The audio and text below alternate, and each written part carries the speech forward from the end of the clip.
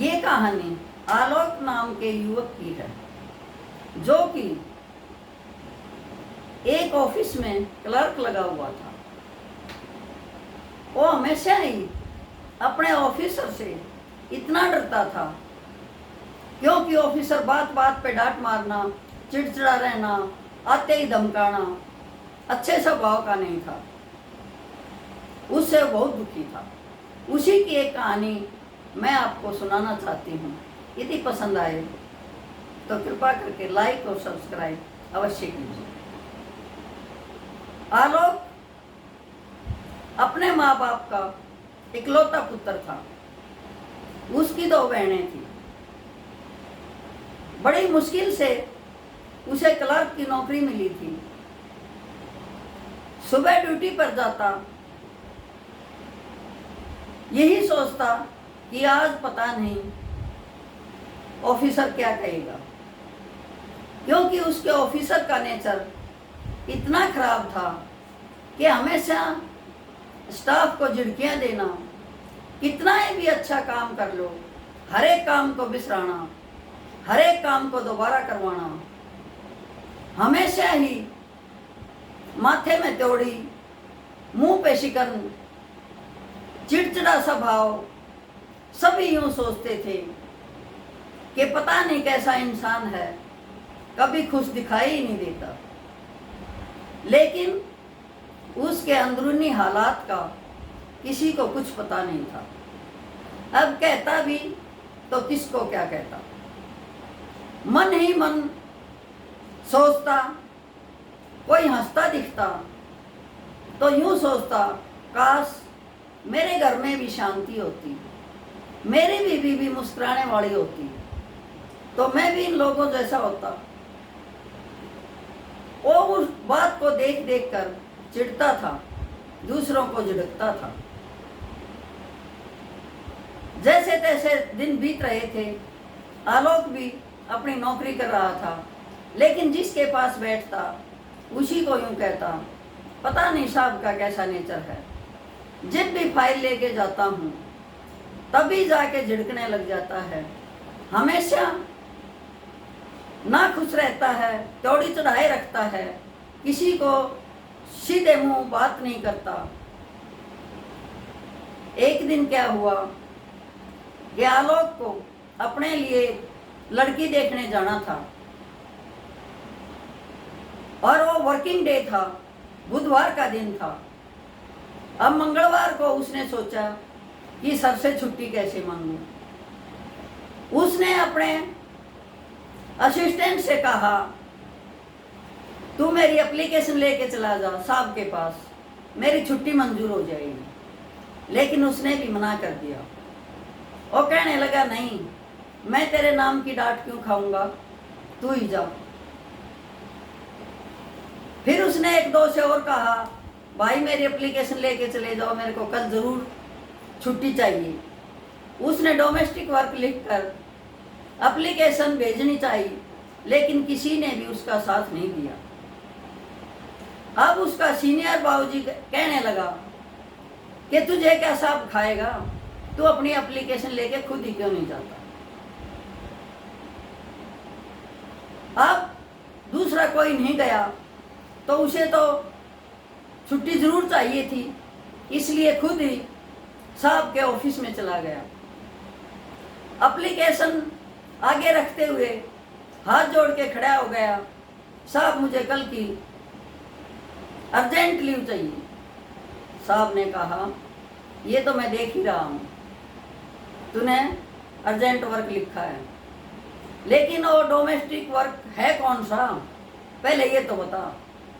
अब वो झेप जाता है कि पता नहीं इसका मूड तो कैसा होगा, हो सकता है झिड़की मारने लग जाए, कुछ सुनाने लग जाए। साहब ने कहा, ऑडिट चल रहा है, तुझे ऐसा क्या डोमेस्टिक वर्क हो गया जो जल्दी जाना पड़ेगा। ऑफिस में तो स्टाफ भी देर से रुकता है, जब तक ऑडिट है तब तक छुट्टी मैं कैसे दे सकता हूँ। अब आलोक मुंह बना के खड़ा रहता है, साहब बैठने के लिए इशारा करता है और कहता है कि पहले बताओ क्या आपकी क्या अर्जेंसी है। तभी तो मैं तेरे को छुट्टी दूंगा। अब उसने साहब के मूड में कुछ चेंज लगा। उसने चपाक से कह दिया कि साहब आपकी बहू देखने जाना है। अब उसने कह तो दिया, लेकिन बाद में घबरा गया कि साहब पता नहीं अब क्या कहेगा। साहब मुस्कुराया और कहने लगा, अच्छा तो बहू देखने जाना है। आलोक ने पहली बार साहब के मुंह पर हंसी दिखाई दी। उसको कुछ शांति हुई। कहने लगा, बेटा ये तेरी जिंदगी का अहम फैसला है। इस फैसले में यदि चूक हो गई तो मेरे की तरह सारी उम्र चिड़चिड़ाएगा, दूसरे तुझे चिड़चिड़ा कहेंगे, तेरा स्वभाव किसी को अच्छा नहीं लगेगा। क्योंकि जो इंसान घर से परेशान होता है वो बाहर भी परेशान रहता है। मेरे को इतनी परेशानी है कि सुबह उठ के मैं चाहता हूँ कि 6 बजे ऑफिस खुल जाए और नहा धो के ऑफिस ही आके बैठ जाऊँ, ताकि घर में झिड़कियाँ ना सुननी पड़े, वह याद की बात ना सुननी पड़े। मैं नहीं चाहता कि मेरे भी किसी असिस्टेंट का ऐसा हाल हो जैसे मेरा जीवन बीत रहा है। मैं अपने जीवन से बिल्कुल खुश नहीं।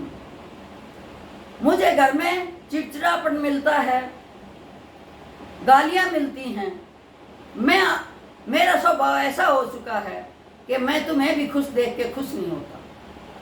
इसलिए मेरा एक बच्चे के रूप में तुझे देखते हुए मैं तुझे यही सलाह दूंगा कि जिस भी लड़की को देखने जाए उससे सभी बातें करना।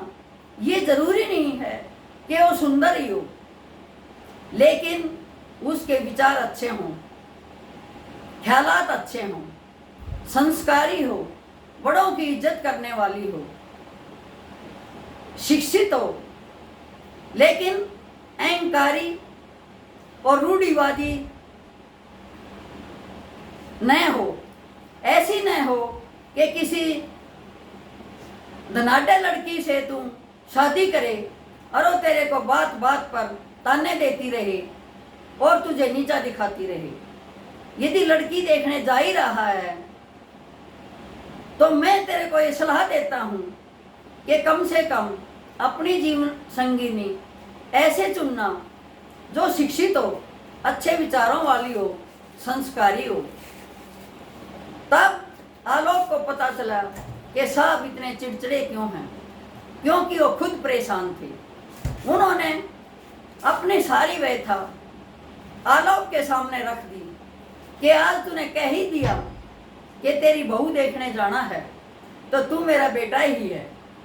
मैं भी तुझे आज से बेटे के रूप में ही देखूंगा, क्योंकि साहब के स्वभाव के कारण किसी ने उसे प्यार से बात ही नहीं की थी, क्योंकि सबके दिमाग में यही था कि बहुत खराब आदमी है, बहुत चिड़चिड़ा है, इससे क्या बात करनी है। लेकिन उस दिन आलोक के सामने साहब ने अपना दिल खोल के रख दिया और अपने घर की सारी व्यथा उसको सुना दी। तब आलोक को पता चला कि असल जिंदगी जीवन संगिनी के साथ है। यदि अच्छे स्वभाव की, संस्कारी, उच्च विचारों वाली लड़की मिल जाती है तो जीवन संवर जाता है। और यदि अहंकारी, घमंडी और तुच्छ विचारों की लड़की घर में आ जाती है तो न किसी को शांत रहने देती और न खुद शांत रहती। यही थी मेरी एक छोटी सी कहानी। जय हिंद।